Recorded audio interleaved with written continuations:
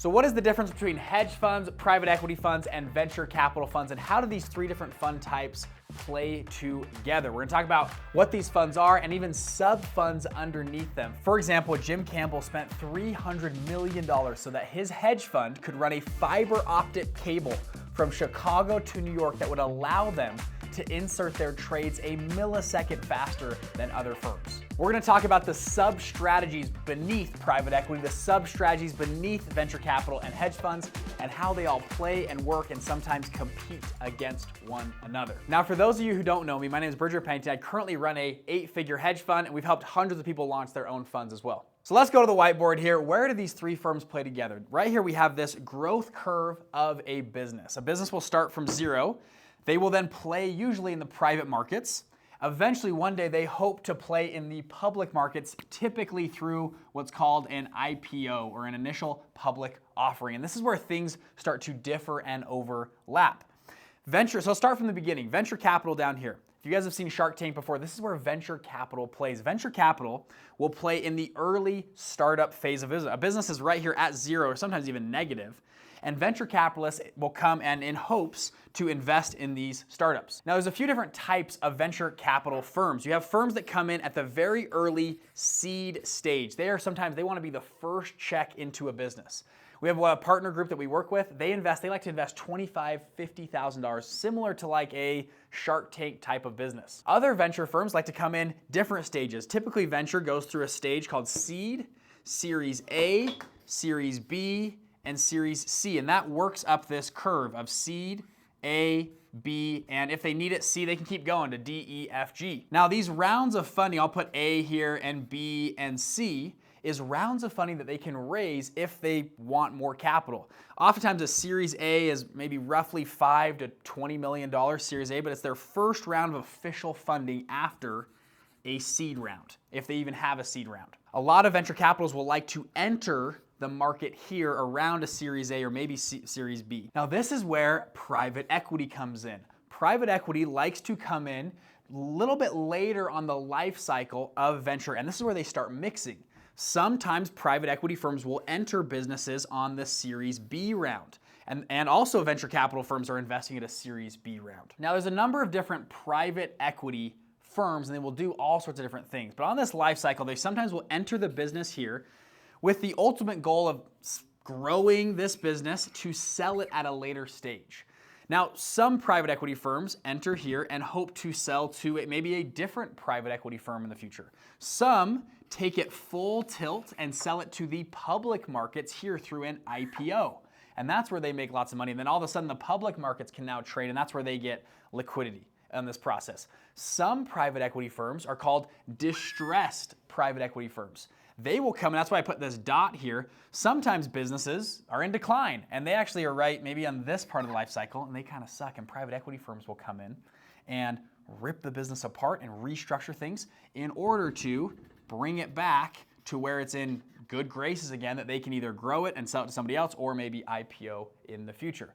There are asset class specific private equity firms. Some private equity firms only do, like you could call it real estate private equity or a real estate fund. They come in, they buy private real estate, which is still be private equity. They buy private real estate, pull that together, and they scale or value add or whatever they're gonna do to that real estate or infrastructure or other things to grow and scale that. Another interesting private equity model is the hub and spoke model. There are certain private equity funds that come in, and I'll use an example of like a dental practice. So they'll come in and buy a dental practice, and they could just buy that thing, that dental practice, but then they think, well, what if we bought all the ancillary businesses around a dental practice, for this example? So they'll come in, this is called a hub and spoke model. They have a hub of just, let's call it dentists. They pool these dentists together.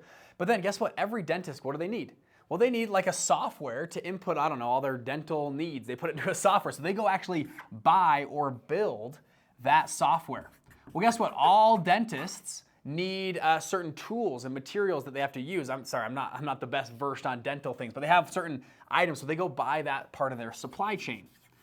Guess what? Dentists all need marketing, so they go buy a marketing company that gets them leads. They centralize a finance team. All of them need finance and payroll needs. And most dentists, they don't want to worry about finance or marketing or buying up their supply chain or softwares. So what happens is a private equity firm comes and pulls all these ancillary businesses together into one conglomerate. And that conglomerate is very valuable when you pull those things together, and they usually can sell it for a greater multiple than what they bought it for. This also allows them to funnel in hundreds or thousands of dentists into this model because we have world-class marketing and world-class finance and our full proprietary software that's all in-house. And you get to work with other dentists in the region, and we can help with hiring and firing and HR management. All these different tools can come together. Again, that's an example of one option in the private equity world. So now back to our whiteboard here. We got venture capital that plays at a seed, series A, B, C rounds, and that's where private equity starts mixing. They come in at maybe an A or a B or a C round. They can work through as a growth equity play, an asset class play, a growth equity play, distressed play through this whole model. And then eventually they IPO. A business will come into the public markets, and that's where hedge funds play. By definition, hedge funds are playing in public securities. So this is stocks, options, bonds, Forex, crypto, all plays in this market as you would call them a hedge fund. So I currently run a blockchain or a crypto fund. We have 8 figures that we manage in the public markets as a hedge fund. Now there's a few different main types of hedge funds. There's more than this, but there's a few categories. Number one, you call them an algorithmic or a quant-based fund. A great example of this is Jim Simons. He was kind of the father of the first algorithmic or quant fund, and rest in peace, Jim Simons. But he came and said, let's gather together the smartest people on earth, mathematicians, PhDs, all into a room and figure out if we can crack the public markets, crack the stock market. Can we find mathematical things that we can put into a computer and allow that computer to go trade for us? Jim Simons' Quantum Fund was one of the most successful funds ever on Wall Street. Their Medallion Fund, which was their core flagship fund, their Medallion Fund, was producing 50, 60, 70% per year.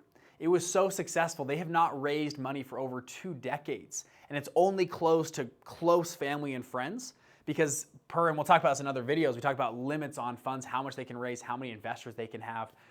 Crushed it, rest in peace Jim Simons, but really cracked the code on algorithmic trading and now has spurred on hundreds of thousands of wannabe traders out in the world that are gonna go figure out their own algorithm or quant fund. I work with a lot of people that found some guy in Miami that's got this brand new trading bot and they're selling it. There's a lot of scams out there, so look out for scams when you're on that, okay? Next one, high frequency traders. This is somewhat similar, but I mentioned earlier, Jim Campbell, high frequency trader.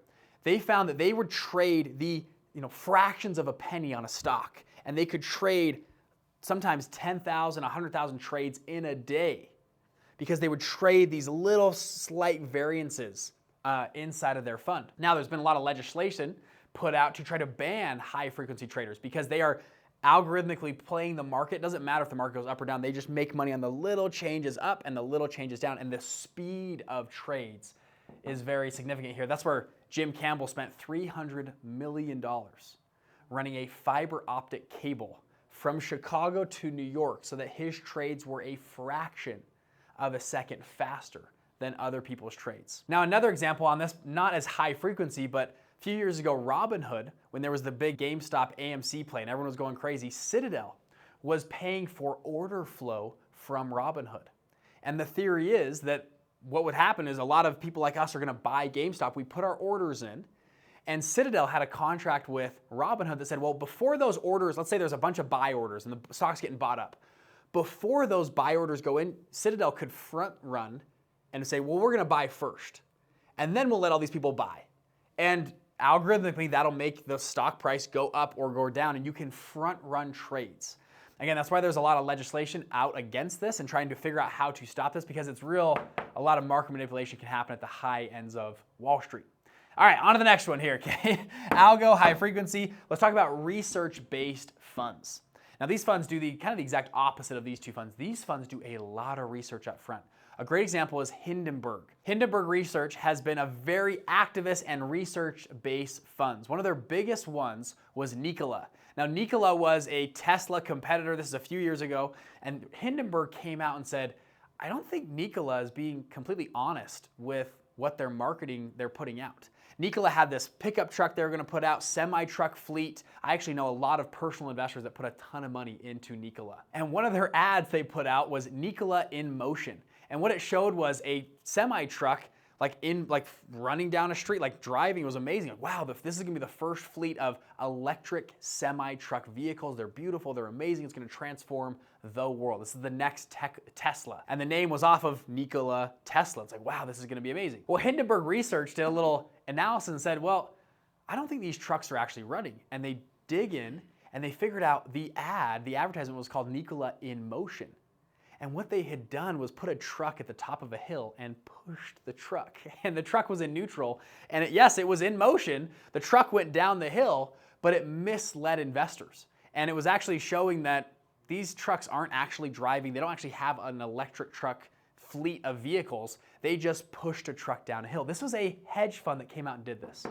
Ultimately, this led to a massive sell-off in this stock and really restructuring. I think Nikola is still around today, but huge decimation of this company.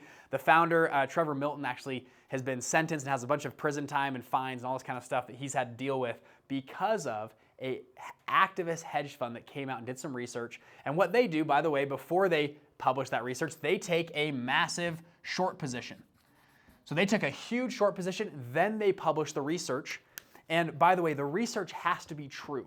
If the research is not true, then they can get fined. They might be manipulating the stock with false information. In this case, the research was true. The courts found that they had actually misled investors. Hindenburg Research made a bundle of money and did extremely well. The last one on this list is an activist-based fund, which I kind of talked about with research. Additionally, on research, this could be funds that just go and try to find undervalued stocks on the market or overvalued stocks on a market. They do a lot of research to put different trades in the market. They usually do swing trades 6, 12, 18, 24 months. This would be more of a Warren Buffett type of investing platform. Warren Buffett you'd call is a research-based investor. Does a lot of research up front, has all of his great things that Warren Buffett talks about, him and rest in peace Charlie Munger. They would be in this camp. Finally, you have activist down here. This is a little bit like Hindenburg like I talked about. This is like a Bill Ackman. Or a George Soros, kind of the boogeyman of the world right now, and maybe is collapsing the world as we know it. But activist investors come in and actually, they place a position, but they also take an active seat on the board. Or they come in and actively try to disrupt that stock or country or whatever. A good example is George Soros. George Soros is the boogeyman for a lot of stuff because he's done this in the past. George Soros went against the British pound and was very public and open about him shorting the pound. He ended up making around $10 billion going against the British central bank. Other people have theorized he led to the downfall of Venezuela, took huge major short positions in Venezuela. He did a similar thing with Thailand and Thailand's currency. So he likes to find countries, destabilize those countries, and make a buttload of money while doing it. Now that would be very negative activist approach. There's sometimes positive activist approach where you say, hey, we're gonna join this board. We're gonna join the board of Herbalife if you're Bill Ackman, and you join that board and you're gonna help them grow and you're gonna promote that company as an activist investor into that. Now, if you wanna learn more about launching your own hedge fund or private equity or venture capital fund, we have other videos on that, how they're actually structured, how they work with the SEC. So click down below, give us a like and a follow if you like this video, help us to know what content to put out, what you guys like. Thanks so much, see you in the next video, bye.